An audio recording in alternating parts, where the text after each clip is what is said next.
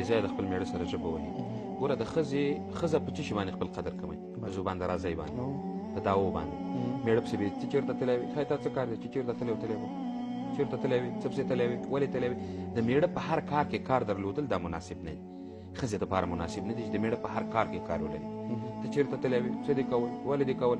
نو ته اوس نیا یې که ښځې. اوس که نیا د مسیح نه پوښتنه وکړي چې مسیحه چېرته تللی وي، خو یو خبره خواښې پوښتنه وکړي د زوم نه زویه چېرته تللی وي، یو خبره چې څنګه د مېړه راغی ته داسې وکړه، په خیر راغلی، ښه راغلی، وخت ښه تېر شو، تکلیف خو نه یې، سر خو به یې درد نه کړی، ډوډۍ دې خوړلې، چای دې څښلی، مونځ دې کړی، صحیح دا وایه. ته دا خبرې وکړه، پرېږده چې دا مېړه تا سره جنګ بیا وکړي. خو دا چې مېړه را رسېدلی نه یو تا شروع کړي، صحیح ده، تا شروع کړي او یا دې تندی تروش نیولی چې په لس ډسپرین ګولیو دې فشار نه راښکته کېږي او سردرد، خو طبعا کور کې تا جنګ جوړ کړو. بعضې ښځې هغه په هر کار کې کار لري. دا ښځې ځان ته مشکل ځکه پیدا کوي چې د مېړه په کار کې کار لري. د مېړه په هغه کار کې کار ولري چې تا پورې مربوط دی، تا پورې اړه لري. د کور سودا وي، د کور پوښتنه وي، د جایداد پوښتنه وي، د وظیفې پوښتنه وي، بلکل یې ترېنه وکړه. دې کې دې حق ده، د پیسو پوښتنه یې دا ترېنه وکړه.